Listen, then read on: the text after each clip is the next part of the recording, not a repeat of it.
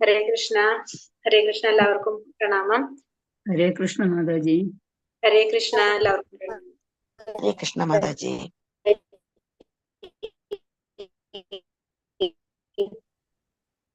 ഹരേ കൃഷ്ണ. ഹരേ കൃഷ്ണ. എല്ലാവർക്കും പ്രണാമം. ഹരേ കൃഷ്ണ. ഓം നമോ ഭഗവതേ വാസുദേവായ. ഓം നമോ ഭഗവതേ വാസുദേവായ. ഓം നമോ ഭഗവതേ വാസുദേവായ. ഓം അജ്ഞാനതിമിരാന്ധസ്യ ജ്ഞാനാഞ്ജനാശലാകയാ ചക്ഷുരുന്മീലിതം യേന തസ്മൈ ശ്രീഗുരവേ നമഃ. ശ്രീചൈതന്യമനോഭീഷ്ടം സ്ഥാപിതം യേന ഭൂതലേ സ്വയം രൂപ കഥാ മഹ്യം ദദാതി സ്വപദാന്തികം. വന്ദേഹം ശ്രീഗുരോ ശ്രീയുതപദകമലം ശ്രീഗുരോൻ വൈഷ്ണവാം ച ശ്രീരൂപം സാഗ്രജാതം സഗണരഘുനാഥാന്വിതം തം സജീവം സാദൈതം സാവധൂതം പരിജനസഹിതം കൃഷ്ണ ചൈതന്യദേവം ശ്രീരാധാ കൃഷ്ണപാദാൻ സഗണലളിതാ ശ്രീവിശാഖാന്വിതാം ച. ഹേ കൃഷ്ണ കരുണാ സിന്ധോ ദീനബന്ധോ ജഗത്പദേ ഗോപേശ ഗോപികാ കാന്ത രാധാ കാന്ത നമോസ്തുതേ. തപ്തകാഞ്ചന ഗൗരാംഗീ ശ്രീരാധേ വൃന്ദാവനേശ്വരി ഋഷഭാനുസുതേ ദേവി പ്രണമാമി ഹരിപ്രിയേ. വാഞ്ചാകൽപതരൂപേശ്ച കൃപാ സിന്ധോഭ്യ ഏവ ച പതിതാനാം പാവനേഭ്യോ വൈഷ്ണവേഭ്യോ നമോ നമഃ. നമോ വിഷ്ണുപാദായ കൃഷ്ണപ്രേഷ്ഠായ ഭൂതലേ ശ്രീമതേ ജയപതാക സ്വാമിൻ ഇതി നാമിനേ. നമാചാര്യപാദായ നിതായ കൃപപ്രദായിനേ ഗൗരകഥാദാമദായ നഗരഗ്രാമധാരിണേ. നമോ വിഷ്ണുപാദായ കൃഷ്ണപ്രേഷ്ഠായ ഭൂതലേ ശ്രീമതേ ഭക്തിവേദാന്ത സ്വാമിൻ ഇതി നാമിനേ. നമസ്തേ സരസ്വതേ ദേവേ ഗൗരവാണി പ്രചാരിണേ നിർവിശേഷ ശൂന്യവാദി പാശ്ചാത്യദേശതാരിണേ. ജയ ശ്രീ കൃഷ്ണ ചൈതന്യ പ്രഭു നിത്യാനന്ദ ശ്രീ അദ്വൈത ഗദാധര ശ്രീവാസാദി ഗൗരഭക്തവൃന്ദ. ഹരേ കൃഷ്ണ കൃഷ്ണ കൃഷ്ണ ഹരേ ഹരേ. ഹരേ രാമ രാമ രാമ ഹരേ ഹരേ. ഹരേ കൃഷ്ണ കൃഷ്ണ കൃഷ്ണ ഹരേ ഹരേ. ഹരേ രാമ രാമ രാമ ഹരേ ഹരേ. ഹരേ കൃഷ്ണ കൃഷ്ണ കൃഷ്ണ ഹരേ ഹരേ. ഹരേ രാമ രാമ രാമ ഹരേ ഹരേ. ഹരേ കൃഷ്ണ. എല്ലാവർക്കും പ്രണാമം. ശ്രീ ശ്രീ രാധാ ഗോവിന്ദ ടെമ്പിൾ ഇസ്കോൺ മാംഗ്ലൂരിന്റെ ലെവൽ 3 ക്ലാസ്സിലേക്ക് എല്ലാവർക്കും സ്വാഗതം. ഇന്ന് ഉപദേശാമൃതം ശ്ലോകം 5 അല്ലെ നമ്മൾ നോക്കാനുള്ളത്. ശ്ലോകം 5 അപ്പോ 1 മുതൽ 4 വരെയുള്ള ശ്ലോകത്തിൽ നമ്മൾ എന്താ കണ്ടത്? 1 മുതൽ 4 വരെയുള്ള ശ്ലോകങ്ങളിൽ നമ്മൾ ആധ്യാത്മികതയെ സഹായിക്കുന്ന, നമുക്ക് ആധ്യാത്മികമായിട്ട് ഉയരാനായിട്ട് വേണ്ട കാര്യങ്ങളെ കുറിച്ചിട്ടാണ് നമ്മൾ കണ്ടത് അല്ലെ. 1ാമത്തെ ശ്ലോകത്തിൽ നമ്മളെ മനസ്സിന്റെ എന്താ പറയാ, വാചോവേഗം, മനസാക്രോധവേഗം, ജിഹ്വാവേഗം, ഉദരോബസ്ഥവേഗം, ഏതാൻ വേഗാൻ യോ വിഷഹേദധീരഃ സർവാമപീമാം പൃഥിവീം സശിഷ്യ. അതായത് നമുക്ക് എങ്ങനെയുള്ള ഒരാൾക്കാണ് നമുക്ക് ശിഷ്യന്മാരെ ഉണ്ടാക്കാനായിട്ട് സാധിക്കാൻ, നമ്മളുടെ മനസ്സിന്റെ ത്വരയെയും സംസാരിക്കാനുള്ള വാസനയും ഇതിനൊക്കെ നിയന്ത്രിച്ചിട്ടുള്ള ഒരു വ്യക്തികൾക്ക് എന്താ പറഞ്ഞത്, നമുക്ക് ശിഷ്യന്മാരെ ഉണ്ടാക്കാനായിട്ട് സാധിക്കുന്നു പറഞ്ഞു. അതേപോലെ തന്നെ നമുക്ക് പിന്നെ പറഞ്ഞു എങ്ങനെയൊക്കെയാണ് നമ്മൾ അമിതമായ ഭക്ഷണം, അമിതമായ അധ്വാനം, സംസാരം, അനാവശ്യമായിട്ടുള്ള സംസാരങ്ങളൊക്കെ ഒഴിവാക്കിക്കൊണ്ട് നമുക്ക് ഇതൊക്കെ വന്നു കഴിഞ്ഞാൽ നമുക്ക് എന്തുണ്ടാവും? ഭഗവാന്റെ കൃഷ്ണഭക്തി നമുക്ക് നശിച്ചു പോകും. ഷഡ്ഭിർ ഭക്തിർ വിനശ്യതി എന്ന് പറഞ്ഞത്. അത്യാഹാര പ്രയാസസ്യ പ്രജൽപോ നിയമാഗ്രഹ ജനസംഘശ്ച ലൗല്യം ച ഷഡ്ഭിർ ഭക്തിർ വിനശ്യതി. അതായത് ഭക്തി നശിക്കുന്ന 6 കാര്യങ്ങളെ കുറിച്ച് നമ്മൾ 2ാമത്തെ ശ്ലോകത്തിൽ പറഞ്ഞു. 3ാമത്തെ ശ്ലോകത്തിൽ നമ്മൾ എന്താ പറഞ്ഞത്? ഇതേപോലെ തന്നെ തിരിച്ച് ഭക്തി കൂട്ടണത് അല്ലെ, ഭക്തിയെ പുരോഗതിയിൽ എത്തിക്കുന്ന, പുരോഗതി ഉണ്ടാക്കുന്ന കാര്യങ്ങളെ കുറിച്ചാണ് പറഞ്ഞത്. എന്താണ്? ഉത്സാഹ, നിശ്ചയ, ധൈര്യ, തത്തത് കർമ്മ പ്രവർത്തന, സംഘത്യാഗ, സതോ വൃത്തെ, ഷഡ്ഭിർ ഭക്തി മാതാജി എന്നൊന്ന് പോസ്റ്റ് ആക്കിക്കോളൂ. ഷഡ്ഭിർ ഭക്തി പ്രസിദ്ധ്യതി. അപ്പൊ നമ്മള് ഭക്തി കൂടുതൽ നമുക്ക് ഉണ്ടാവാനായിട്ട് ഉള്ള കാര്യങ്ങളെ കുറിച്ച് നമ്മൾ ശ്ലോകം 3 നമ്മൾ കണ്ടു. ഇനി ശ്ലോകം 4 നമ്മൾ എന്താ കണ്ടിട്ടുണ്ടായിരുന്നത്? പിന്നെ നമ്മൾ ചെയ്യുന്ന 6 വിധത്തിലുള്ള, നമ്മൾ എങ്ങനെയാണ് നമ്മൾ തമ്മിൽ നമുക്ക് സ്നേഹം കൂട്ടാനായിട്ട്, നമ്മൾ ഭക്തന്മാര് തമ്മിലുള്ള നമ്മളുടെ കൊടുക്കൽ സ്നേഹങ്ങൾ കൂട്ടാനായിട്ട് എങ്ങനെയാ ചെയ്യണത് പറഞ്ഞു. ദദാതി പ്രതിഗൃഹണാതി ഗുഹ്യമാഖ്യാതി മൃച്ഛതി ഭുങ്ക്തേ ഭോജയതേ ചൈവ ഷഡ്വിധം പ്രീതി ലക്ഷണം. അതായത് നമ്മൾ തിരിച്ചു കൊടുക്കുകയും ചെയ്യുക, സ്വീകരിക്കുകയും ചെയ്യുക, രഹസ്യങ്ങൾ അങ്ങോട്ടും ഇങ്ങോട്ടും കൈമാറി നമ്മൾ ഭക്ഷിക്കുകയും ചെയ്യുക, ഭക്ഷിപ്പിക്കുകയും ചെയ്യുക. ഇതൊക്കെ ചെയ്തുകൊണ്ട് നമുക്ക് എന്ത് ചെയ്യാം? ആ പ്രീതിയുടെ സ്വഭാവങ്ങൾ നമ്മൾ പറഞ്ഞു എങ്ങനെയൊക്കെ ചെയ്യേണ്ടത്. അങ്ങനെയാണ് നമ്മൾ 4 ശ്ലോകങ്ങൾ നമ്മൾ കണ്ടു കഴിഞ്ഞു. ഇനി 5ാമത്തെ ശ്ലോകം നമ്മൾ നോക്കാൻ പോകുന്നത്. ശ്ലോകം 5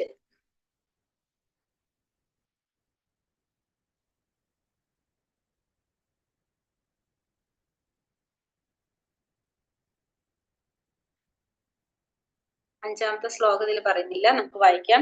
ശ്ലോകം 5 നമ്മൾ ഇനി നോക്കാൻ പോകുന്നത്, ഇനി നമ്മളുടെ ഉള്ളില് നമുക്ക് ഓരോരുത്തരെ കുറിച്ചിട്ടില്ല നമുക്കൊരു ധാരണ ഉണ്ടാവും. നമ്മൾ പറയാണ്, ശ്ലോകം വായിക്കാം നമുക്കൊന്ന്. കൃഷ്ണേതി, ഇതില് ശ്ലോകം എടുക്കുന്നത് ശ്ലോകം മലയാളത്തിൽ ഇല്ല കേട്ടോ, വായിക്കാം. കൃഷ്ണേതി യസ്യ ഗിരിം തം മനസാന്ദ്രിയേത ദീക്ഷാസ്തി ചേത് പ്രണതിഭിശ്ച ഭജന്തമീശം ശുശ്രൂഷയാ ഭജന വിജ്ഞ മനന്യമന്യ നിന്ദാതി ശൂന്യാകൃതമീപ്സിത സങ്കലപ്യ. എന്താ പറയുന്നത്? ഇതിന്റെ അർത്ഥവും കൂടി ഒന്ന് വായിക്കാം മനസ്സിലാവാൻ വേണ്ടി. അന്യവും അർത്ഥവും വായിക്കാം. യസ്യഗിരി, യാതൊരുവന്റെ വാക്കിൽ അഥവാ ഭാഷണത്തിൽ കൃഷ്ണ ഇതി, കൃഷ്ണ എന്ന പുണ്യനാമമുണ്ടോ, തം അവനെ മനസ്സുകൊണ്ട് ആദ്രിയത എന്ന് വെച്ചാൽ ആദരിക്കണം. അപ്പൊ ഏതൊരുവന്റെ വാക്കിലാണോ, യഥാർത്ഥ ഭാഷണത്തില്, അവരുടെ സംസാരത്തില് കൃഷ്ണന്റെ പുണ്യനാമം ഉണ്ടോ, അവനെ നമ്മൾ എന്ത് ചെയ്യണം? മനസ്സുകൊണ്ട് ആദരിക്കണം എന്ന് പറയുന്നത്. പിന്നെന്താ പറയണത്?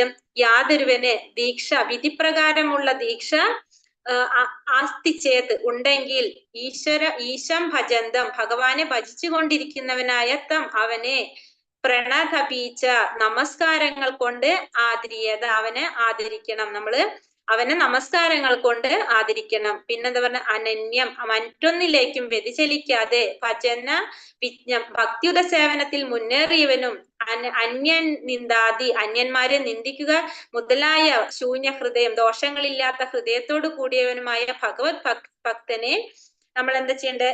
ഈപ്സിത, അഭിലഷണീയമായ സംഘത്തില് സംഘലഭ്യ, ലഭിക്കുകയാൽ ശുശ്രൂഷയ, പ്രായോഗികമായി സേവനം ചെയ്തുകൊണ്ട് ആദരിക്കണം. അപ്പൊ നമ്മൾ ഇനി കാണാൻ പോകുന്നത് എന്താണ്? നമ്മൾ ഈ പറഞ്ഞ പോലെ തന്നെ ഇനി നമുക്ക് ചില ആളുകൾ നമ്മൾ പറയാം, നമ്മളുടെ മനസ്സില് ഇപ്പൊ ഇസ്കോണിൽ നമ്മൾ നോക്കിക്കഴിഞ്ഞാൽ നമുക്ക് എല്ലാവരെ കുറിച്ചിട്ട് നമുക്കൊരു ധാരണ ഉണ്ടാവും. ഇപ്പൊ ഓരോരുത്തരും എങ്ങനെ പെരുമാറണം, എന്ത് ചെയ്യണം എന്നൊക്കെ നമ്മളുടെ മനസ്സിലൊരു സങ്കല്പം ഉണ്ടാവും. ആ സങ്കല്പത്തിന് വിപരീതമായിട്ട് പലതും നമുക്ക് സംഭവിക്കാം, നമുക്ക് കാണാൻ സാധിക്കും. ചിലപ്പോ നമ്മളിപ്പോ ഒരു സെന്ററിലൊക്കെ പോയി കഴിഞ്ഞാല് അവര് കുറച്ച് നാൾ ദീക്ഷയൊക്കെ എടുത്തവരായിരിക്കും, കുറെ ഭക്തന്മാരാണല്ലോ എല്ലാവരും ഉണ്ടാവും. അപ്പൊ നമ്മൾ വിചാരിക്കും അവരിങ്ങനെയൊക്കെയാണ് പെരുമാറേണ്ടതെന്നുള്ളൊരു ധാരണ നമ്മളുള്ളിൽ ഉണ്ടാവും. അപ്പൊ അതിന് വിപരീതമായിട്ട് ഇപ്പൊ നമ്മൾ ചെല്ലുമ്പോൾ നമ്മളോട് സംസാരിക്കുന്നത് ഒരു കയർത്ത് സംസാരിക്കുക, അതല്ലെങ്കിൽ നമ്മളെ മനസ്സിൽ അവർക്കൊരു ഭക്തിയുടെ രീതിയിലല്ലാതെ ഒരു സംസാരമൊക്കെ കണ്ടു കഴിഞ്ഞാൽ നമ്മൾ എന്താ ചിന്തിക്കുക? അവരെന്ത് വേറൊരു രീതിയിൽ പ്രവർത്തിക്കുന്നതായിട്ട് നമുക്ക് ഫീൽ ചെയ്യും. അപ്പൊ ഇങ്ങനത്തെ ഒക്കെ സാഹചര്യം നമുക്ക് തെറ്റിദ്ധാരണകളും കുറെ കാര്യങ്ങളൊക്കെ അങ്ങനെ നമുക്ക് ഉണ്ടാവാം. അപ്പൊ അതിനെ കുറിച്ചാണ് നമുക്ക് ഈ 5ാമത്തെ ശ്ലോകത്തില്, അങ്ങനത്തെ കാര്യങ്ങളാണ് നമ്മൾ ഈ 5ാമത്തെ ശ്ലോകത്തില് പറയുന്നത്. അപ്പൊ നമ്മളെ മനസ്സിൽ കൊണ്ടു നടക്കുന്ന ചില ധാരണകളാണ് അതൊക്കെ. നമ്മളുടെ മനസ്സിൽ നമുക്കൊരു ധാരണ ഉണ്ട്, നമ്മൾ എന്താണ് ഇങ്ങനെയൊക്കെയാണ് ഇവരൊക്കെ പ്രവർത്തിക്കേണ്ടെന്നുള്ളൊരു ധാരണ നമുക്ക് ഉണ്ടാവും. അപ്പൊ അതിന് മാറ്റം വരുമ്പോഴാണ് നമ്മൾ ഇങ്ങനെ ചിന്തിച്ചു പോണത്. അപ്പൊ അത് നമുക്ക് മനസ്സിലാക്കാൻ വേണ്ടിയിട്ട് ഈ ശ്ലോകത്തിലൂടെ നമുക്കത് മനസ്സിലാക്കാനായിട്ട് നമുക്ക് സാധിക്കും. നമുക്കത് നോക്കാം എന്തൊക്കെയാണെന്നുള്ളത് നമുക്കത് കാണാം. ഭഗവാൻ കൃഷ്ണന്റെ, അപ്പൊ ആ ശ്ലോകത്തിന്റെ പരിഭാഷ എന്താ പറഞ്ഞ? ഭഗവാൻ കൃഷ്ണന്റെ പുണ്യനാമം കീർത്തനം ചെയ്യുന്ന ഭക്തനെ മനസ്സുകൊണ്ട് ബഹുമാനിക്കേണ്ടതാണ്. അപ്പൊ ഭഗവാന്റെ നാമം ഒരു പ്രാവശ്യം ചൊല്ലിക്കഴിഞ്ഞാൽ നമ്മളായ ഒരു ഭക്തനെ നമ്മൾ എന്ത് ചെയ്യണം? നമ്മൾ മനസ്സുകൊണ്ടായ ഒരു ഭക്തനെ നമ്മൾ ആദരിക്കണം. കാരണം ഭഗവാന്റെ നാമം ചൊല്ലാന്ന് പറഞ്ഞാൽ തന്നെ എത്രയോ ജന്മങ്ങൾക്ക് ശേഷമാണ് അവർക്ക് അതിനുള്ളൊരു കഴിവ് കിട്ടുന്നത്. ഭഗവാന്റെ അത്രയും അനുഗ്രഹം ഉണ്ടെങ്കിൽ മാത്രമേ നമുക്ക് ഭഗവാന്റെ നാമം ചൊല്ലാനടക്കം നമുക്ക് സാധിക്കുന്നുള്ളൂ എന്നുള്ളത് നമ്മൾ പഠിച്ചു കഴിഞ്ഞു അല്ലെ, നമുക്കറിയാം. അപ്പോ ഭഗവാന്റെ നാമം ഹരേ കൃഷ്ണ എന്നുള്ളൊരു വാക്ക് നമുക്ക് ചൊല്ലാനായിട്ട് സാധിക്കാന്ന് വെച്ചിട്ടുണ്ടെങ്കിൽ അതിന് നമുക്ക് എന്ത് വേണം? ഭഗവാന്റെ അനുഗ്രഹം വേണം. ഭഗവാന്റെ അനുഗ്രഹം ഉണ്ടെങ്കിൽ മാത്രമേ നമുക്ക് ഭഗവാന്റെ നാമം അടക്കം ചൊല്ലാനായിട്ട് സാധിക്കുന്നുള്ളൂ. അപ്പൊ അങ്ങനെ ഒരു ഭക്തനെ ഭഗവാന്റെ നാമം ഒരു പ്രാവശ്യം ചൊല്ലിയിട്ടുണ്ടെങ്കിൽ തന്നെ നമ്മൾ അവരെ മനസ്സുകൊണ്ട് നമ്മൾ അവരെ ആദരിക്കാനായിട്ട് ശ്രമിക്കണം. ആത്മീയ ദീക്ഷ സ്വീകരിച്ച് ആരാധിക്കുന്നതിൽ ഏർപ്പെട്ടിരിക്കുന്ന ഭക്തനെ വിനീതമായ പ്രണാമം അർപ്പിക്കണം. കൂടാതെ ആ ശുദ്ധ ഭക്തനുമായി സഹവസിക്കുകയും വിശ്വസ്തയോടെ സേവിക്കുകയും വേണം. അവർ പരിഷ്കൃതമായ ഭക്തി സേവനത്തിൽ പുരോഗമിച്ചവനും മറ്റുള്ളവരെ വിമർശിക്കാനുള്ള പ്രവണത പൂർണ്ണമായും ഇല്ലാത്തവനുമാണ്. അതേപോലെ തന്നെ ഗുരുവിൽ നിന്ന് ദീക്ഷ സ്വീകരിച്ചിട്ടുള്ള ഒരു വ്യക്തിയാണെങ്കിൽ ആ വ്യക്തിയെ നമ്മൾ എന്ത് ചെയ്യണം? പ്രണമിക്കാനായിട്ട് നമ്മൾ ശ്രമിക്കണം, പ്രണമിക്കണം. കാരണം വെച്ചിട്ടുണ്ടെങ്കിൽ എന്താണ്, അവര് മറ്റുള്ളവരിൽ നിന്നും ഉയർന്നവരാണ്. കാരണം ദീക്ഷ സ്വീകരിച്ചു കഴിഞ്ഞിട്ടുണ്ടെങ്കിൽ സ്വാഭാവികമായിട്ടും അവരെന്താണ്, 16 മാലം ചൊല്ലാനും യമനിയമങ്ങൾ പാലിക്കാനും ഗുരുവിന് വാക്ക് കൊടുത്ത വ്യക്തികളാണ് അല്ലെ. അപ്പൊ അവരതൊരു എന്താ പറയുക, അവരൊരു സങ്കല്പം മനസ്സിൽ എടുത്തു കഴിഞ്ഞു, അവരൊരു കൺട്രോൾ അവർക്ക് വെച്ച് കഴിഞ്ഞു. അപ്പൊ ആ വ്യക്തികൾ എന്താണ്, സ്വാഭാവികമായിട്ടും മറ്റുള്ളവരിൽ നിന്ന് കുറച്ചും കൂടി ഉയർന്നവരാണ്. അപ്പൊ അതുകൊണ്ട് നമ്മൾ എന്ത് ചെയ്യണം, അവർക്ക് നമ്മൾ പ്രണാമങ്ങൾ അർപ്പിക്കണം, നമ്മൾ അവരുടെ അടുത്ത് റെസ്പെക്ട് നമ്മൾ കൊടുക്കണം. പിന്നെ ശുദ്ധഭക്തന്മാരുമായിട്ട് നമ്മൾ സഹവസിക്കണം. പിന്നെ അവ പരിഷ്കൃതമായ ഭക്തി സേവനത്തിൽ പുരോഗമിച്ചവനും മറ്റുള്ളവരെ വിമർശിക്കാനുള്ള പ്രവണത പൂർണ്ണമായും ഇല്ലാത്തവരുമായിരിക്കും. നമുക്ക് ഭക്തന്മാരുമായിട്ടുള്ള സഹവാസത്തിലൂടെയാണ് നമുക്ക് എന്തുണ്ടാവണത്, നമുക്കും മാറ്റങ്ങൾ ഉണ്ടാവണം. അപ്പൊ അതുകൊണ്ട് നമ്മൾ അവരായിട്ടുള്ള സഹവാസം നമ്മൾ എപ്പോഴും ശ്രമിച്ചുകൊണ്ടിരിക്കേണ്ടതാണ്. ഭഗവാൻ കൃഷ്ണന്റെ നാമം ജപിക്കുന്ന ഭക്തനെ മാനസികമായിട്ട് ആദരിക്കണം. നമ്മൾ പറയാണ്, ഭഗവാന്റെ നാമം ജപിക്കുന്ന ഭക്തനെ നമ്മൾ എന്ത് ചെയ്യണം, നമ്മൾ മാനസികമായിട്ട് ആദരിക്കണം. കാരണം നമ്മൾ പറഞ്ഞു, ഭഗവാന്റെ നാമം ചൊല്ലാനായിട്ട് എല്ലാവർക്കും സാധിക്കുന്നില്ല. എത്രയോ ജന്മങ്ങൾക്ക് ശേഷമാണ് നമുക്ക് ഇങ്ങനെ ഒരു ജന്മം കിട്ടുന്നത്. ഭഗവാന്റെ നാമം ചൊല്ലാനും ഭഗവാന് വേണ്ടിയിട്ട് ഭക്തിയുത സേവനങ്ങളൊക്കെ ചെയ്യാനുള്ള ഒരു അവസരം നമുക്ക് കിട്ടുന്നത് എത്രയോ ജന്മങ്ങൾക്ക് ശേഷം വേണ്ടിയിട്ടാണ്, അപ്പൊ ശേഷമാണ് കിട്ടുന്നത്. അപ്പൊ അതുകൊണ്ട് നമ്മൾ എന്ത് ചെയ്യാൻ ശ്രമിക്കണം, നമ്മൾ അങ്ങനെയുള്ള ഭക്തന്മാരെ ആദരിക്കാനായിട്ട് ശ്രമിക്കണം. ആധ്യാത്മിക ദീക്ഷ സ്വീകരിച്ച ആരാധനയിൽ ഏർപ്പെട്ടിരിക്കുന്ന ഭക്തനെ വിനീതമായി പ്രണാമം അർപ്പിക്കണം. പിന്നെ ആധ്യാത്മിക ദീക്ഷ സ്വീകരിച്ച വ്യക്തികൾക്ക്, ദീക്ഷ സ്വീകരിച്ചവർക്ക് നമ്മൾ എന്ത് ചെയ്യണം, അവർക്കും നമ്മൾ പ്രണാമങ്ങൾ അർപ്പിക്കണം. ഭക്തി സേവനത്തിൽ മുന്നേറുകയും മറ്റുള്ളവരെ വിമർശിക്കാനുള്ള പ്രവണത പൂർണ്ണമായും ഇല്ലാത്ത ഹൃദയശുദ്ധിയുള്ള ഭക്തനോട് ഒരാൾ സഹവസിക്കുകയും വിശ്വാസത്തോടെ സേവിക്കുകയും വേണം. ഇപ്പൊ നമ്മൾ വായിച്ചതാണ്. ഇനി അപ്പൊ ഇതിൽ നമ്മൾ പറയാണ്, നമ്മളിപ്പോ ഈ പറഞ്ഞ കാര്യത്തിന് നമ്മൾ 3 തരത്തിലുള്ള ഭക്തന്മാരെ കുറിച്ചാണ് നമ്മൾ പറയുന്നത്. 3 തരത്തിലുണ്ട്. അപ്പൊ ഈ 3 തരത്തിൽ ആരൊക്കെയാണ് പറയുന്നത്? ഒന്ന് കനിഷ്ഠാധികാരികൾ, കനിഷ്ഠ ഭക്തന്മാര്, മധ്യമാധികാരികള്, പിന്നെ ഏതാണ്, ഉത്തമാധികാരികള്. അപ്പൊ കനിഷ്ഠാധികാരികൾ എന്ന് പറയുമ്പോ എന്താണ്, ആരൊക്കെയാണ് നമുക്ക് നോക്കാം. കനിഷ്ഠാധികാരികളുണ്ട്, പിന്നെ മധ്യമാധികാരികള്, ഉത്തമാധികാരികള്. അപ്പോ നമ്മൾ പ്രതീക്ഷിക്കുന്നത്, ഇപ്പൊ നമ്മൾ പറഞ്ഞില്ലേ, നമ്മൾ പ്രതീക്ഷിക്കുന്നത് അവരിൽ നിന്ന് കണ്ടില്ലെങ്കിൽ സ്വാഭാവികമായിട്ടും നമ്മളുടെ ഒരു വിശ്വാസത്തിനാണ് അവിടെ കോട്ട സംഭവിക്കുന്നത് അല്ലെ.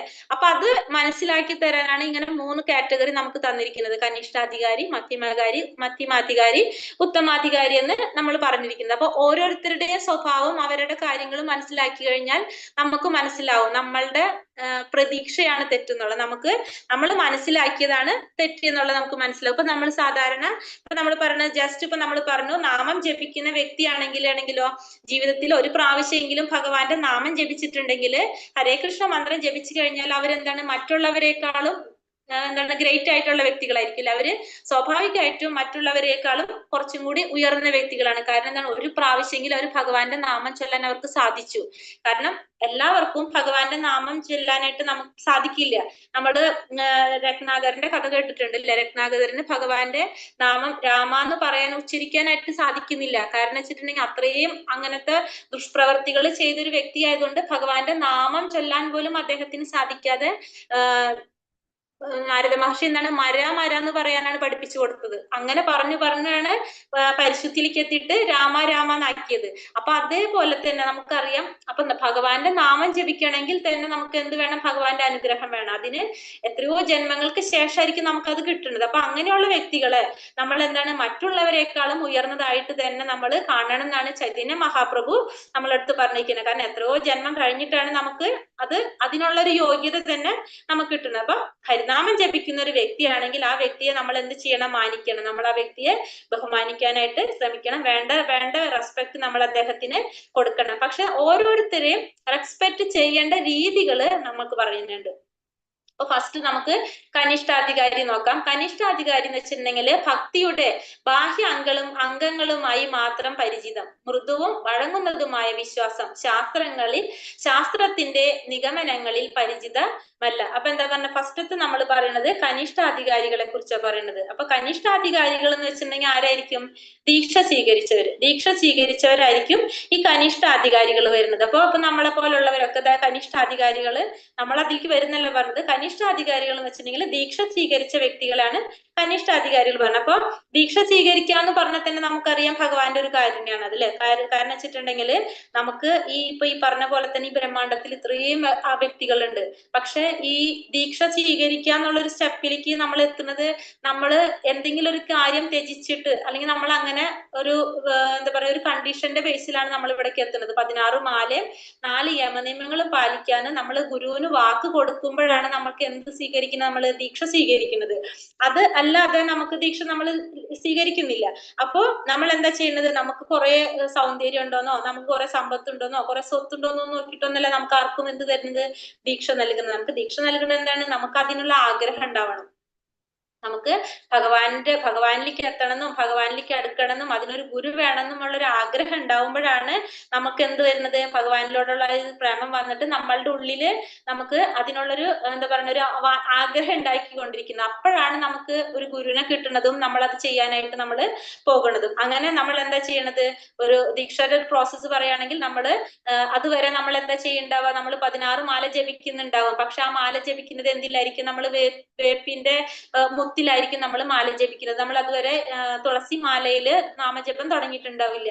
നമ്മൾ ഒരു ഗുരുവിനെ കിട്ടിയതിന് ശേഷം ആ ഗുരു ആണ് നമുക്ക് എന്ത് തരുന്നത്, ഹരിനാമ ദീക്ഷയാണ് ഗുരു തരുന്നത്. നമുക്ക് ഹരിനാമ ദീക്ഷയില് ആ ഗുരു നമുക്ക് എന്താ തരുന്നത്, ആ മാല നമുക്ക് ഒരു റൗണ്ട് ഹരേ കൃഷ്ണ മഹാമന്ത്ര ജപം, അതായത് ഭഗവാന്റെ നാമം ഒരു റൗണ്ട് ജപിച്ച് നമുക്ക് ഗുരുവിന്റെ അനുഗ്രഹത്തോടു കൂടിയാണ് നമുക്ക് ആ മാല നമുക്ക് തരുന്നത് അല്ലെ.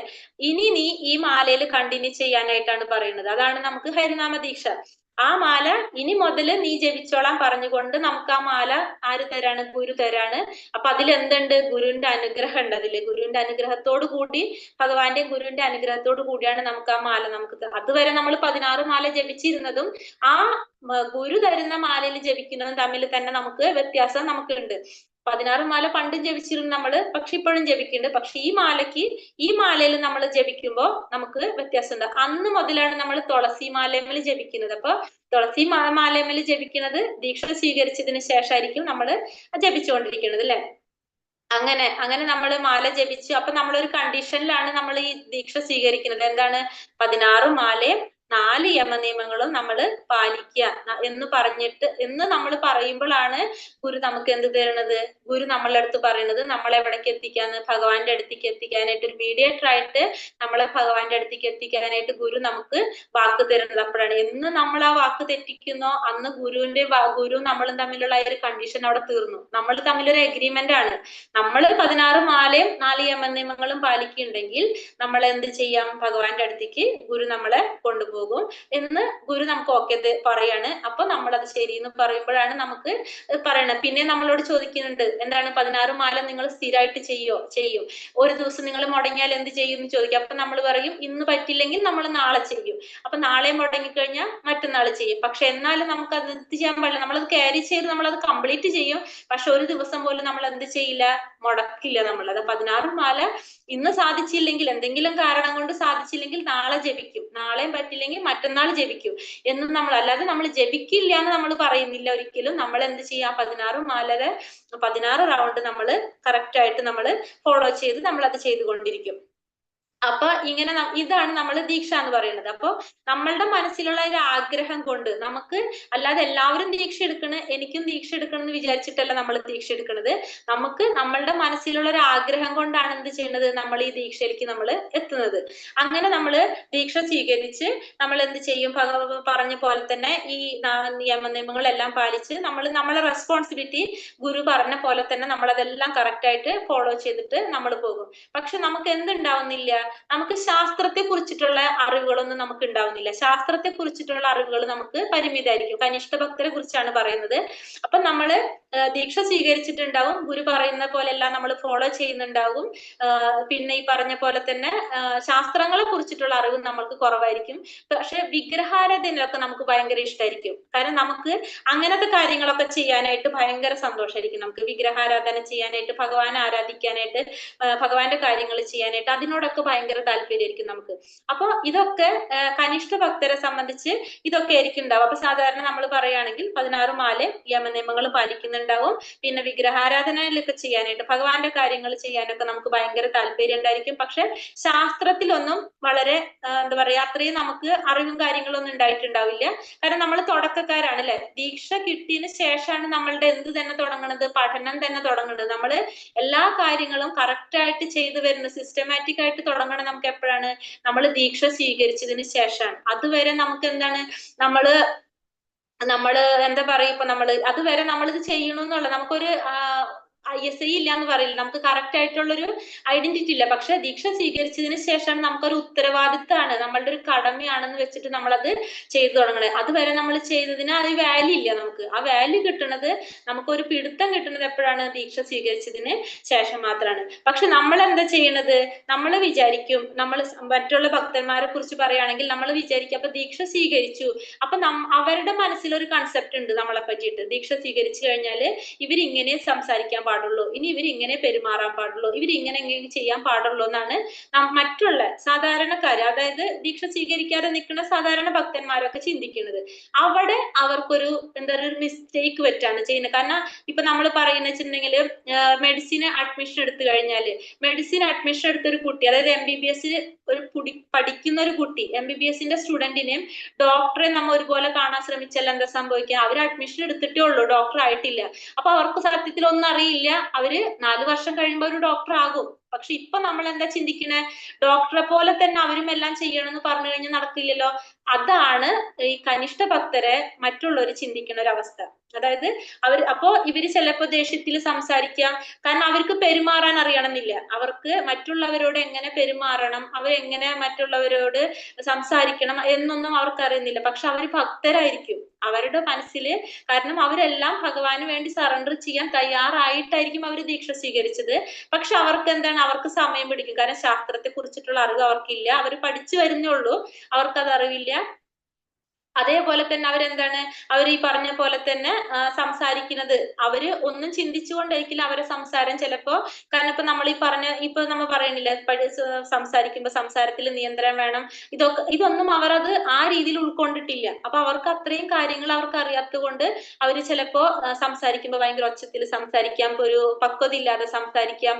പിന്നെ അതേപോലെ തന്നെ നമുക്ക് റെസ്പെക്ട് ഇല്ലാത്ത പോലെ സംസാരമായിട്ട് തോന്നാം. പക്ഷെ അതൊന്നും എന്തല്ല, തെറ്റായിട്ടല്ല അവർ ചെയ്യണത്. പക്ഷെ മറ്റുള്ളവർ എന്താ ചിന്തിക്കുന്നത്, ഈ കനിഷ്ഠ ഭക്തരാണ്, അവര് ഈ ദീക്ഷ എടുത്തു കഴിഞ്ഞാൽ അവരെല്ലാവരും ഇതേപോലെ സംസാരിക്കണമെന്ന് നമ്മൾ ചിന്തിക്കും. നമ്മൾ വിചാരിച്ചിട്ട് നമ്മൾ അതിനനുസരിച്ച് നമ്മൾ തന്നെ സ്വയം ഉണ്ടാക്കിയെടുക്കുന്നതാണ്. ആ ഒരു അതിനനുസരിച്ചാണ് എല്ലാവരും ചിന്തിക്കുന്നത്, ഇവര് എങ്ങനെയൊക്കെയാണ് പ്രവർത്തിക്കേണ്ടത് എന്നൊരു തെറ്റിദ്ധാരണയുടെ പുറത്താണ് ഇതൊക്കെ സംഭവിക്കുന്നത്. ആ തെറ്റിദ്ധാരണ മാറ്റാനാണ് ഇപ്പൊ നമ്മൾ ഈ ശ്ലോകത്തിൽ പറഞ്ഞു തരുന്നത്. അപ്പൊ ഒന്നാമത്തെ കനിഷ്ഠ ഭക്തർ എന്താന്നുള്ളത് ഇപ്പൊ മനസ്സിലായെന്ന് വിചാരിക്കുന്നു.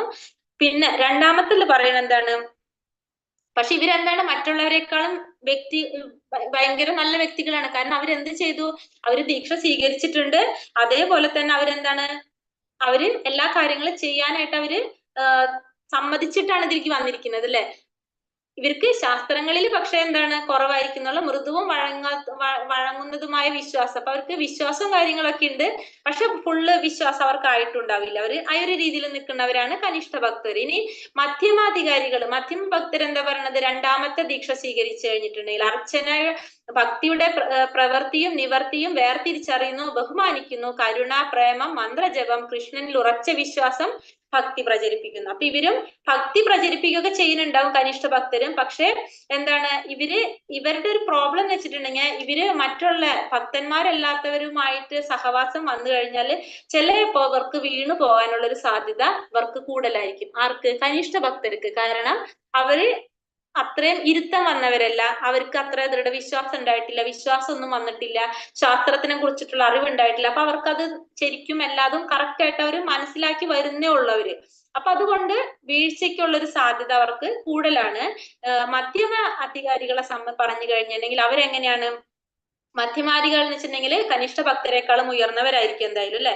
അപ്പൊ അവര് കുറെ കാലങ്ങളായിട്ട് നാമം ജപിച്ചു കൊണ്ടിരിക്കുന്നവരായിരിക്കും. മറ്റവര് നാമം ജപിക്കുന്നവരാണ് കേട്ടോ, കുറെ വർഷങ്ങളായിട്ടൊക്കെ ജപിക്കുന്നവർ തന്നെയായിരിക്കും. നാമം ജപത്തിന്റെ അല്ല, പക്ഷെ അവർക്ക് ഈ പാണ്ഡിത്യ അറിവ് കുറവായിരിക്കും. പിന്നെ ഇതേപോലെ തന്നെ മറ്റുള്ളവരോട് പെരുമാറാനും ഇടപഴകാനും അങ്ങനത്തെ ഒക്കെ കാര്യങ്ങൾ കുറവായത് കൊണ്ട് ഉണ്ടാവുന്ന കുറച്ച് പ്രശ്നങ്ങളായിരിക്കും ഇവർക്ക് ഉണ്ടാവുന്നത്. പക്ഷെ മധ്യമാധികാരികൾ അങ്ങനെയായിരിക്കില്ല. അവർ എങ്ങനെയാണ്, അവർ കുറെ നാളായിട്ട് ജപിക്കുന്നുണ്ടാവും, അവർക്ക് മെച്യൂരിറ്റി ഉണ്ടാവും. അവർക്ക് എന്തായാലും മെച്യൂരിറ്റി ഉണ്ടാവും. മറ്റുള്ളവരുടെ എങ്ങനെയാണ് പെരുമാറേണ്ടതെന്നൊക്കെ അവർക്ക് നന്നായിട്ട് അറിയാനായിട്ട് സാധിക്കും. അതേപോലെ തന്നെ എല്ലാവരുമായിട്ട് അവരെന്ത് ചെയ്യും, ഫ്രണ്ട്ഷിപ്പ് വെക്കുന്നുണ്ടാവും. അവര് എല്ലാവരായിട്ടും അവര് നല്ലൊരു ബന്ധം അവരുണ്ടാക്കിയെടുക്കുന്നുണ്ടാവും. അവർ ഇതേപോലെ തന്നെ പരദുഃഖ ദുഃഖിയായിരിക്കും. മറ്റുള്ളവരുടെ ദുഃഖത്തില് ദുഃഖം കാണുന്നവരാണ്. അപ്പൊ അവർക്ക് മറ്റുള്ളവരെ സഹായിക്കാനും അവർക്ക് അങ്ങനത്തെ കാരുണ്യം ദയൊക്കെ ഇവർക്ക് കൂടുതലായിരിക്കും. അവര് കൃഷ്ണാവബോധം ഇല്ലാത്തവരിലേക്ക് ഇറങ്ങി ചെന്നിട്ട് അവരെന്തിലേക്ക് കൊണ്ടുവരാനായിട്ട് ശ്രമിക്കും, അവര് കൃഷ്ണാവബോധത്തിലോട്ട് കൊണ്ടുവരാനായിട്ട് സാധിക്കും. ഭക്തി പ്രചരിപ്പിക്കാനായിട്ട് ശ്രമിക്കുന്നവരായിരിക്കും ആര്, ഈ പറഞ്ഞ രണ്ടാമത്തെ വകുപ്പില് വരുന്നവര്. അവര് അപ്പൊ എന്താണ്, അവർക്ക് പിന്നെ ഇതേപോലെ തന്നെ അവര് അർച്ചന, അതേപോലെ തന്നെ എന്താ പറഞ്ഞത്, ഭക്തിയുടെ കരുണ, പ്രേമം, മന്ത്രജപം, കൃഷ്ണനിൽ വിശ്വാസം, പിന്നെ ഭക്തി പ്രചരിപ്പിക്കുക. അപ്പൊ ഇങ്ങനത്തെ കാര്യങ്ങളൊക്കെ ചെയ്യുന്നുണ്ടാവും. മറ്റുള്ളവരെക്കാളും മെച്യൂരിറ്റി ഉണ്ടാവും, കനിഷ്ഠ ഭക്തരെക്കാളും മെച്യൂരിറ്റി ഉണ്ടാവും അവർക്ക്. അവര് കുറച്ചും കൂടി ലാഘവത്തോടെ എല്ലാ കാര്യങ്ങളും കണ്ട് പ്രവർത്തിക്കുന്നവരായിരിക്കും. കുറച്ചും കൂടി ഉയർന്ന ഭക്തന്മാരായിരിക്കും അവര്. അപ്പൊ അവര് എല്ലാവരോടും പെരുമാറാനായിട്ട് നന്നായിട്ട് അറിയാം. അതേപോലെ തന്നെ എല്ലാവരായിട്ടും നല്ലൊരു ബന്ധം അവർ സ്ഥാപിക്കും. കാരണം അവർക്ക് പെട്ടെന്ന് അങ്ങോട്ട് വീഴ്ച വരില്ല എന്നല്ല, പക്ഷെ എന്നാലും കനിഷ്ഠാധികാരികളെ പോലെ പെട്ടെന്ന് അവരതൊന്നും ബാധിക്കുന്നില്ല. കുറച്ചും കൂടി ഒരു ഇരുത്തം വന്നവരാണല്ലോ അവര്.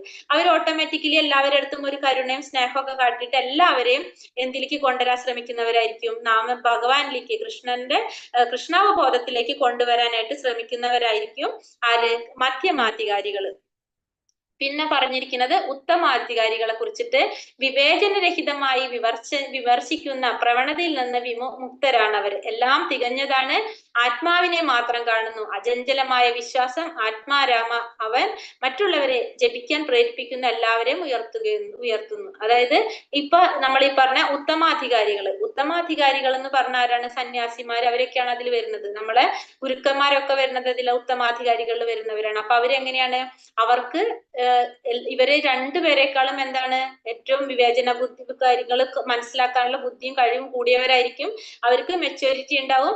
അവർ ഇതേപോലെ തന്നെ എല്ലാവരെയും കൃഷ്ണാവബോധത്തിലേക്ക് ഇതിലേക്ക് കൊണ്ടുവരാനായിട്ട് ശ്രമിക്കുന്നവരും പ്രേരിപ്പിക്കുന്നവരും അതിനു വേണ്ടിയിട്ട് ജീവിതം തന്നെ ഒഴിഞ്ഞുവെച്ച വ്യക്തികളായിരിക്കും അവര് ഏറ്റവും ഭഗവാനിൽ ഫുള്ള് വിശ്വാസമുള്ളവരായിരിക്കും. ഇവർക്ക് വീഴ്ച വരാനുള്ള സാധ്യത 1% പോലും, അത്രേ നമുക്ക് കാണാൻ പറ്റുന്നുള്ളൂ. അത്രയും ഇവരെന്താണ്, മുകളിലുള്ളവരാണ് ഉത്തമാധികാരികൾ.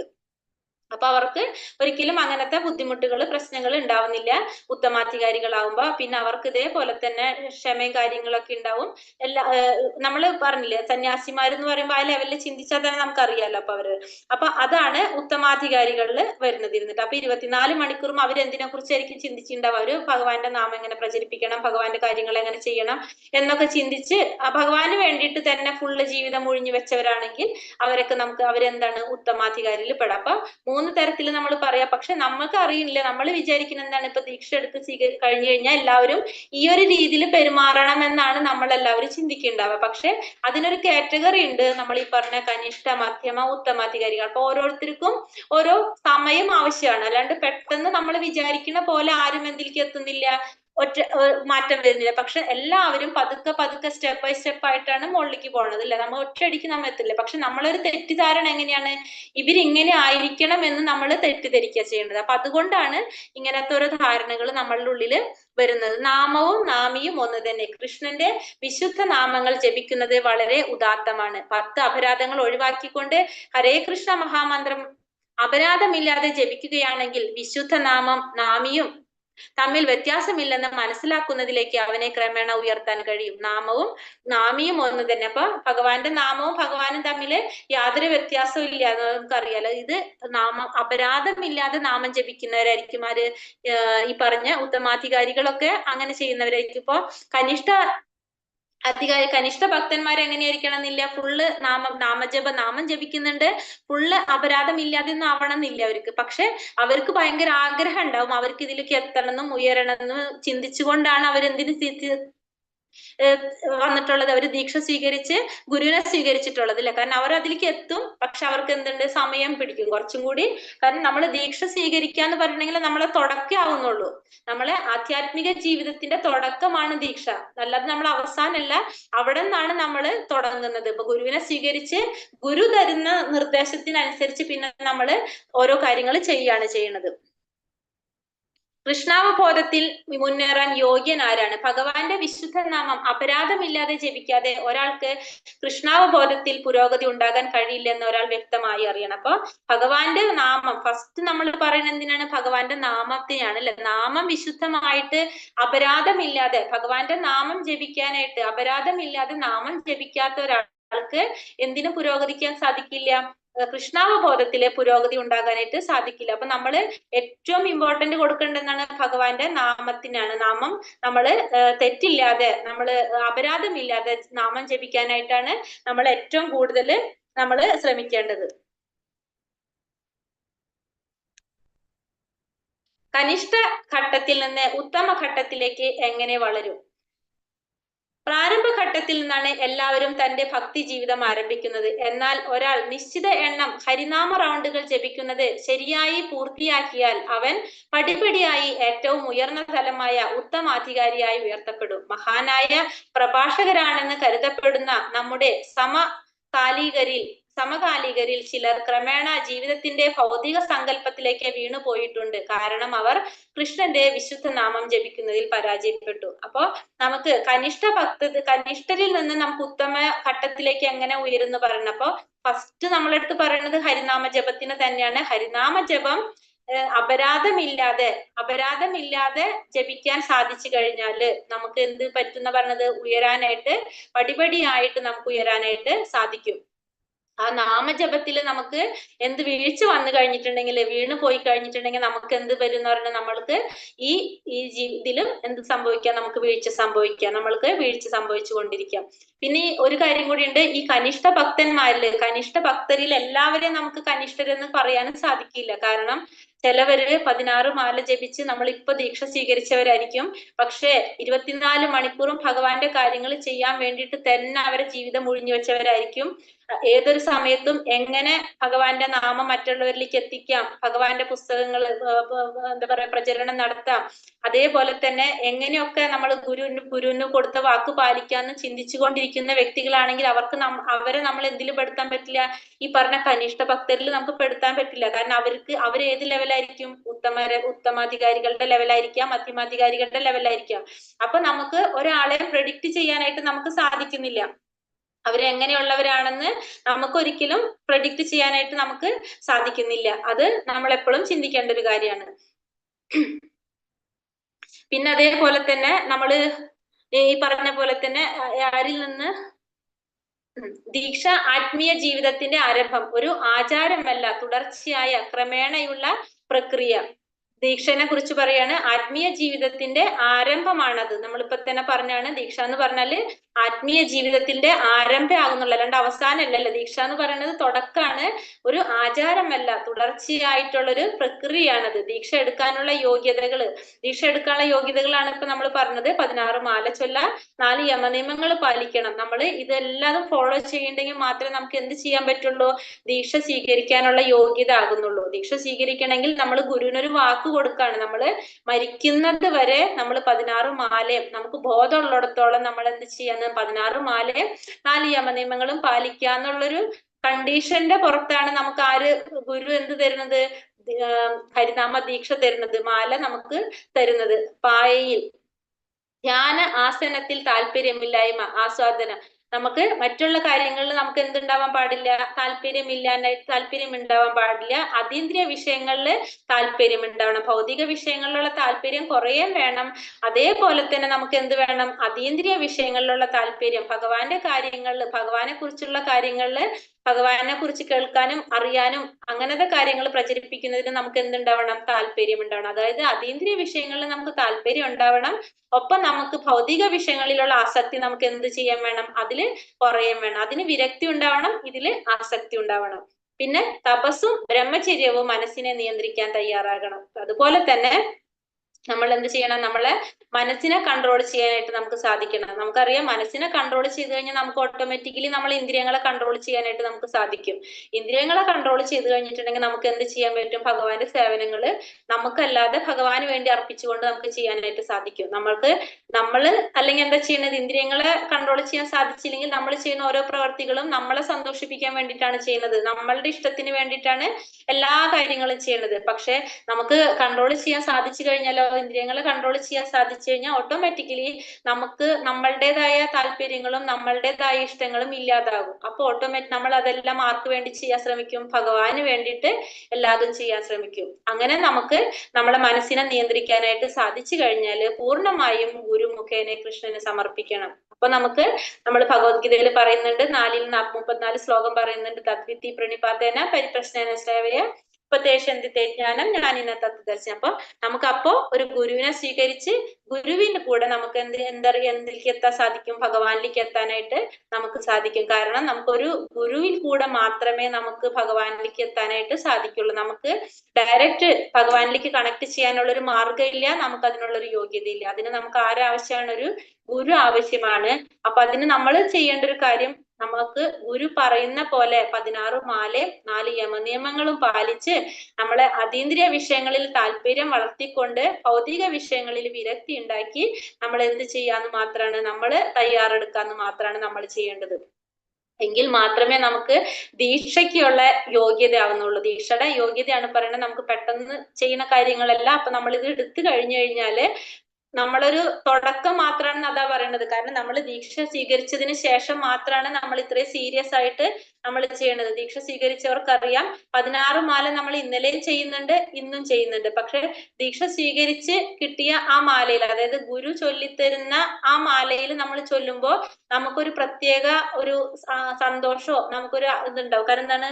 ഗുരുവിന്റെ അനുഗ്രഹം കൂടിയുള്ളതാണ് നമുക്ക്. കാരണം ഗുരു ചൊല്ലിയ മാലയിലാണ് നമ്മൾ ചെയ്യുന്നത്. അപ്പൊ ഭഗവാന്റെയും ഗുരുവിന്റെയും അനുഗ്രഹമുള്ള ഒരു മാലയിലാണ് നമ്മൾ ഹരിനാമം ചൊല്ലുന്നത് എന്നുള്ളൊരു കാര്യം കൂടി നമുക്ക് അവിടെ വരാണ്. അപ്പൊ തുളസി മാലയില് ഭഗവാന്റെ എന്താ പറയണത്? ഭഗവാന്റെ ഗുരുവിന്റെയും അനുഗ്രഹത്തോടെ നമ്മള് നാമം ജപിക്കാനായിട്ട് തുടങ്ങുമ്പോൾ നമുക്കതിന് പ്രത്യേകതകൾ ഉണ്ടാകും. അതാണ് നമ്മള് പറയണത്. അപ്പൊ നമ്മൾ എന്താ ചെയ്യണ? ഒരു കാര്യം മാത്രം നമ്മൾ എപ്പോഴും ചിന്തിക്കണം, നമ്മൾ ദീക്ഷ സ്വീകരിക്കാനായിട്ട് ചെയ്യുമ്പോൾ നമ്മളുടെ ഇഷ്ടത്തിന് നമ്മൾ അത് ചെയ്യണം എന്നല്ലാതെ എല്ലാവരും ദീക്ഷ എടുക്കണോ അത് കാരണം എനിക്കും ദീക്ഷ എടുക്കണം എന്നുള്ളൊരു രീതിയിൽ നമ്മൾ ചിന്തിക്കാതെ നമുക്ക് ആയ ആഗ്രഹം കൊണ്ട്, ഭഗവാനെ കുറിച്ച് അറിയാനുള്ള ആഗ്രഹം കൊണ്ട്, ആ ഒരു ജ്ഞാനം നേടാൻ വേണ്ടിയിട്ട്, ഗുരുവിൽ നിന്ന് ആ ഒരു ജ്ഞാനം നേടാൻ വേണ്ടിയിട്ടായിരിക്കണം നമ്മൾ എന്ത് ചെയ്യേണ്ടത്? ദീക്ഷ സ്വീകരിക്കേണ്ടത്. അല്ലാതെ മറ്റുള്ളവരെല്ലാവരും ചെയ്യുന്ന കാരണം കൊണ്ട് നമുക്കത് എടുക്കാൻ വേണ്ടിയിട്ടായിരിക്കരുത് നമ്മൾ ദീക്ഷ സ്വീകരിക്കേണ്ടത്. അതേപോലെ തന്നെ പിന്നെന്താ ഇതിൽ പറയുന്നത്? നമ്മള് ക്വാളിഫൈഡ് ആയിട്ടുള്ള ഒരു ഗുരുവിൽ നിന്നായിരിക്കണം നമ്മൾ ദീക്ഷ സ്വീകരിക്കേണ്ടത്. അല്ലാന്ന് വെച്ചിട്ടുണ്ടെങ്കിൽ അത് നമുക്ക് ഉയരാനായിട്ട് സാധിക്കില്ല. പിന്നെ ഒരു വൈഷ്ണവരാണ് ആരാണെന്ന് പറയുന്നുണ്ട്, അത് സ്ലൈഡിൽ പറയാത്ത കാരണം കൊണ്ട് പറയാണ്.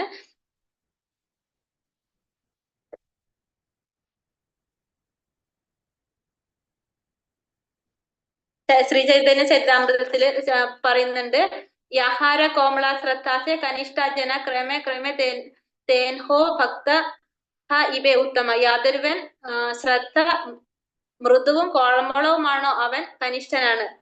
എന്നാൽ പ്രക്രിയ മുടങ്ങാതെ അനുസരിച്ചു കൊണ്ടിരിക്കുന്നത് പറഞ്ഞത് അവൻ ക്രമത്തിൽ ഉത്തമാധികാരിയുടെ നിലയിലേക്ക് ഉയരും. പിന്നെന്ന് വെച്ചിട്ടുണ്ടെങ്കിൽ വൈഷ്ണവനെ കുറിച്ച് പറയുന്നുണ്ട്. ചൈതന്യ ചരിതാമൃതം മധ്യലീലയിൽ പറയുന്നുണ്ട്, ഒരാൾ കൃഷ്ണന്റെ പുണ്യനാമം ജപിക്കുന്നതിൽ താല്പര്യമുള്ളവനോ അല്ലെങ്കിൽ പരിചയം മൂലം കൃഷ്ണനാമം ജപിക്കുന്നതിൽ ഇഷ്ടമുള്ളവനോ ആണെങ്കിൽ അയാളെ വൈഷ്ണവനായി അംഗീകരിച്ച് മനസ്സുകൊണ്ടെങ്കിലും നമ്മൾ എന്ത് ചെയ്യണം? ആദരിക്കേണ്ടതാണ്. നമ്മൾ വൈഷ്ണവനെ ആദരിക്കണം. അതായത് ഭഗവാന്റെ നാമം ജപിക്കുന്നവരെ നമ്മൾ എന്ത് ചെയ്യണം? നമ്മൾ ആദരിക്കാനായിട്ട്.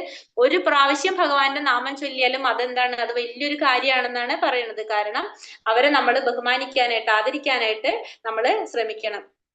അതേപോലെ തന്നെ ഇപ്പൊ നമുക്കറിയാം, പൈസയ്ക്ക് വേണ്ടിയിട്ട് ഈ പറഞ്ഞ പോലെ ഈ കാര്യങ്ങൾ പറഞ്ഞു കൊടുക്കുന്നവരുണ്ടാവും. അവരിൽ നിന്ന് നമ്മൾ കേൾക്കാതിരിക്കണം. ഭഗവത്ഗീത ആയിക്കോട്ടെ, ഭാഗവത് ആയിക്കോട്ടെ, അങ്ങനത്തെ കാര്യങ്ങളൊന്നും നമ്മൾ അവരിൽ നിന്ന് കേൾക്കാനോ അറിയാനോ പാടുള്ളതല്ല. പിന്നെ നമ്മൾ പ്രചരണം ചെയ്യുന്ന സമയത്ത് നമ്മളെ ഉള്ളിൽ എന്തുണ്ടാവാൻ പാടില്ല? നമ്മള് പഠിപ്പിക്കുകയാണെന്നുള്ളൊരു ചിന്ത നമ്മളുള്ളിൽ ഉണ്ടാവാൻ പാടില്ല. അതായത് ഞാൻ പഠിപ്പിക്കുകയാണ്, ഞാനൊരു വലിയൊരു ടീച്ചറാണ്, ഞാൻ ഭയങ്കര അറിവുള്ള ഒരു വ്യക്തിയാണ് എന്നുള്ളൊരു തോന്നൽ നമ്മളുള്ളിൽ ഉണ്ടായി കഴിഞ്ഞാൽ നമുക്ക് എന്ത് സംഭവിക്കും? നമ്മൾ ഡിവോഷണലി നമ്മള് താഴേക്ക് പോയിക്കൊണ്ടിരിക്കും. അത് മാത്രല്ല, ആ പറഞ്ഞു കൊടുക്കുന്ന വ്യക്തിക്കും അതിന്റെ ഗുണം കിട്ടാൻ പോകുന്നില്ല.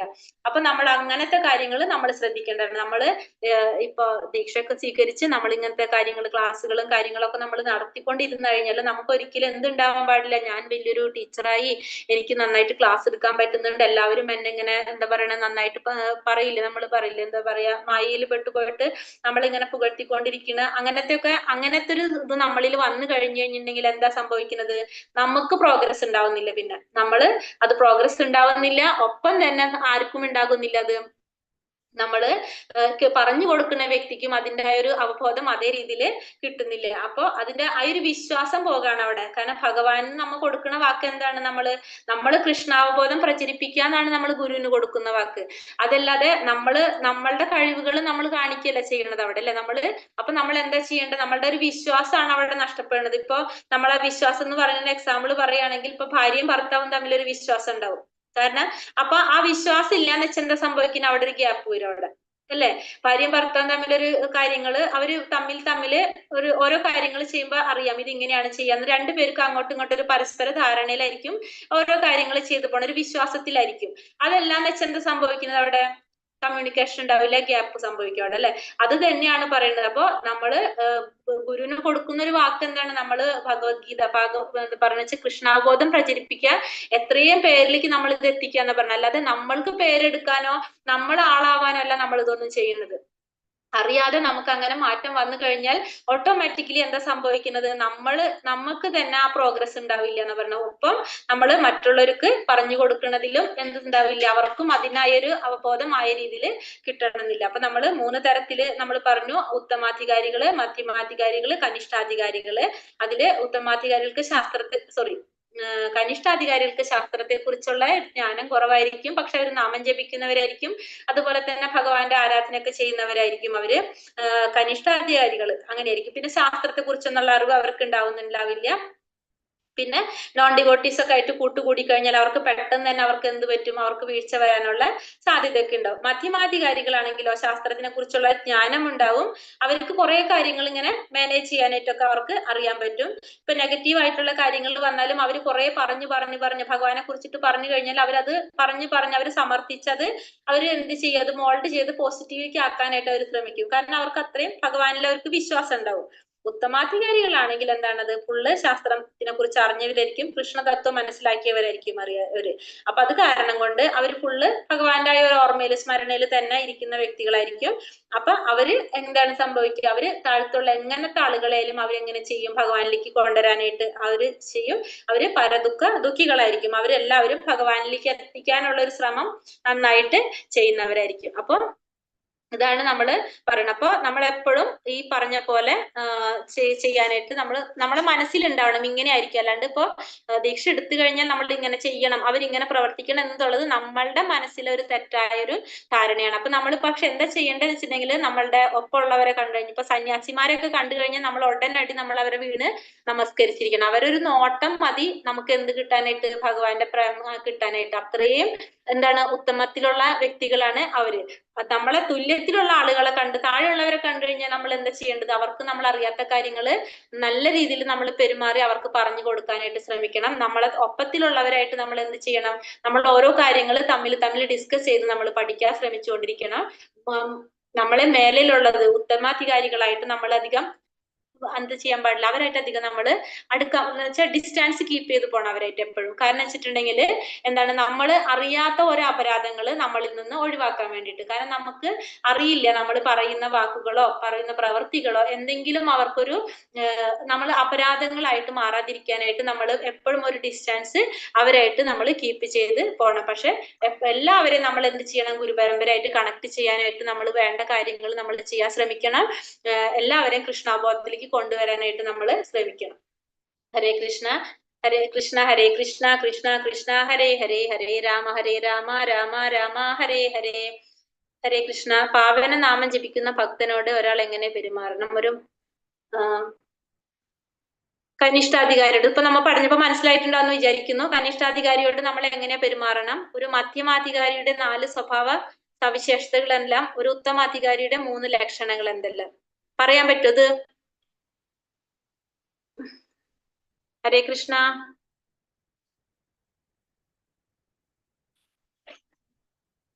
ഹരേ കൃഷ്ണ. ആരൊന്നും മിണ്ടുന്നില്ലല്ലോ. നമ്മള് കനിഷ്ഠാധികാരികളോട് നമ്മൾ എങ്ങനെ പെരുമാറേണ്ടത്? ബുക്ക് ഉണ്ടല്ലോ അവരുടെ കയ്യിലും, ഉപദേശാമൃതം. ഹരേ കൃഷ്ണ മാതാജി. ഹരേ കൃഷ്ണ. അവരോട് ആദരവ്, കനിഷ്ഠാധികാരികളോട് ആദരവ് പുലർത്തണം. ആ, കനിഷ്ഠാധികാരികളോട് നമ്മൾ ആദരവ് പുലർത്തണം. പിന്നെ നമുക്കറിയാം അല്ലെ, അവര് ഇപ്പൊ ശാസ്ത്രത്തെ കുറിച്ചിട്ടുള്ളത് ജ്ഞാനൊന്നും അവർക്ക് ഉണ്ടാവില്ല. അപ്പൊ നമുക്കത് മനസ്സിലാക്കിയിട്ട് നമ്മള് റെസ്പെക്ട് നമ്മൾ എന്തായാലും കൊടുത്തിരിക്കണം.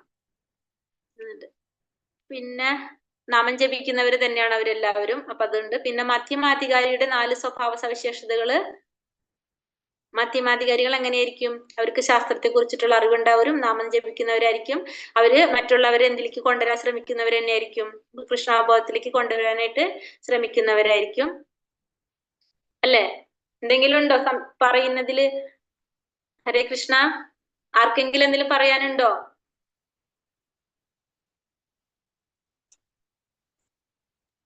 പിന്നെ ഒരു ഉത്തമാധികാരിയുടെ 3 ലക്ഷണങ്ങൾ എന്തൊക്കെയാണ്? ഉത്തമാധികാരി എന്ന് വെച്ചിട്ടുണ്ടെങ്കിൽ ശാസ്ത്രത്തെ കുറിച്ച് പരിപൂർണ ജ്ഞാനം ഉണ്ടായിരിക്കും. പിന്നെ അവരെങ്ങനെയുള്ളവരാണ്?